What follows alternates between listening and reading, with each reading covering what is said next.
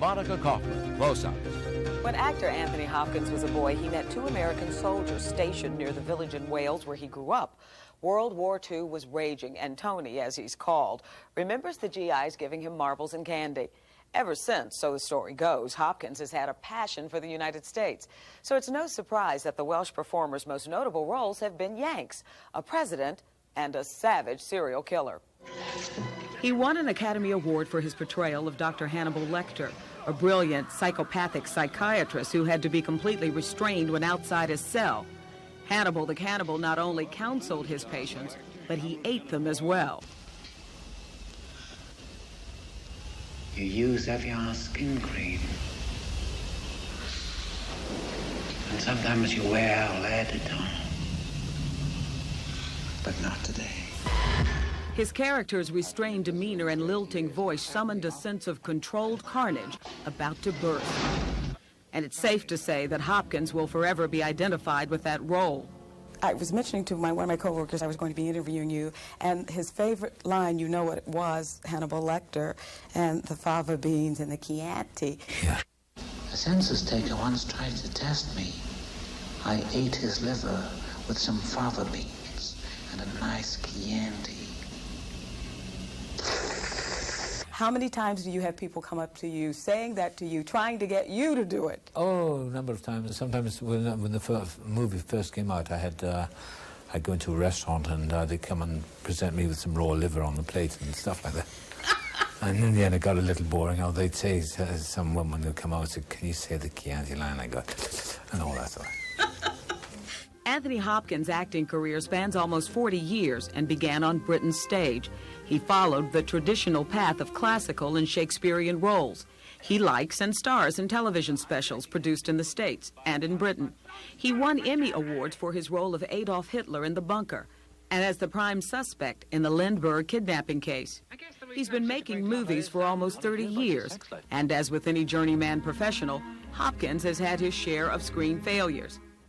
It wasn't until 1980, in The Elephant Man, that critics thought he found a popular film that matched his acting abilities. If you have trouble with any of the words, I'll help you, so that there's nothing to worry about.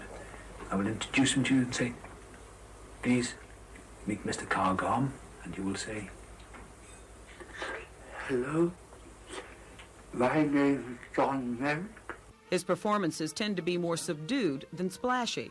But whether it's a repressed butler or future king. I'd have the Aquitaine and Alice and the crown. I'll not give up one to get the other. I won't trade off Alice or the Aquitaine to that walking posture. Or embattled president. In fact, we agree on a lot of things, don't we? No, we don't. You say you want to end the war, so why don't you? Change always comes slowly. Critics praise his mastery. Those who know him say Hopkins buries himself in a script, going over it more than 100 times. What I do is I learn the text so well that I don't have to think about it. So that then you're in a relaxed frame of mind and physically relaxed, and it's like a very relaxed game of slow motion tennis. So it's not a question of going back and dredging up the past and dredging up feelings. It's about action, about what you're doing. Do you remember your first line in your first play? Because I do. My first play, "Blessed are the meek, for they shall inherit the earth." I was 1955 as a young actor. I wasn't an actor then. I joined the local YMCA, little acting group then. That's what I became. But you said also in one interview that that was the first time you had completed anything in your life in theater. Yeah, that's because I was such an idiot at school. I was just dopey. I was no rocket scientist. I was just a bit dim. To got all these fancy words now, I was just dumb. He was an only child to Muriel and Richard Hopkins, a working-class couple living in a small Welsh village. They scraped together enough money to send him to boarding school, thinking he might do better in a different environment. But he didn't. I was a bit of a lonely kid, I played the piano. I didn't associate with many of the other school kids. So I was a bit of a weirdo. People used to look at me like I was a bit of a nut. But I wasn't at all. I was just a little introverted boy. And I came into this business because I thought it would be better than working for a living, and that's how I started. And I've survived all these years. survived and triumphed enough to be knighted for his achievements. He's been married to a second wife for decades, yet they often live apart. He does have one child, a daughter from his first marriage. Anthony Hopkins is a self-proclaimed workaholic. While he feeds that addiction on the stage and screen, he's wrestled in the past with alcoholism. Clean and sober since 1975, Anthony Hopkins seems to be winning the battle. What gets a belly laugh out of you? Three Stooges. I love all the stupidest things. Why you iota? Why you turn a pet iota? And all that stuff. I love stupid humor. I love knockabout, slapstick stuff. December 31st of this year, you will turn 60 years Yeah, old. having a big birthday party in London. What are you thinking about at 60? 60? How to get back to 50? I feel about 30. Goals that you still have to reach? Got no things? goals. No No goals? I never did have. Why? What's the point of them? They only cause you frustration.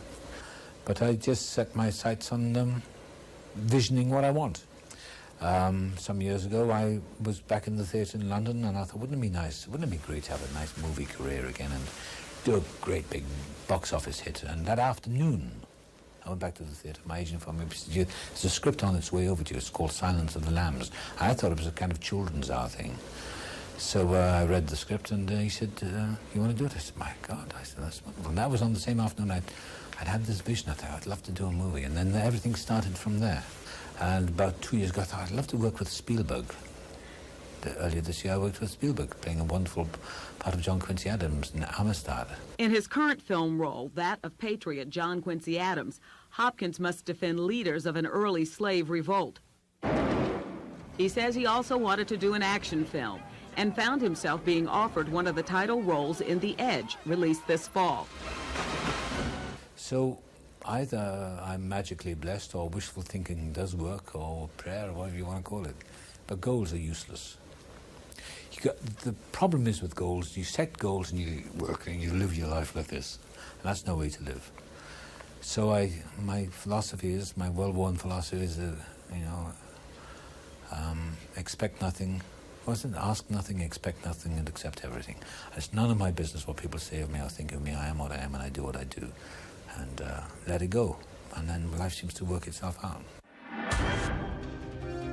You may not be surprised to know Anthony Hopkins' hometown is the same as another well-known Welsh actor, the late Richard Burton.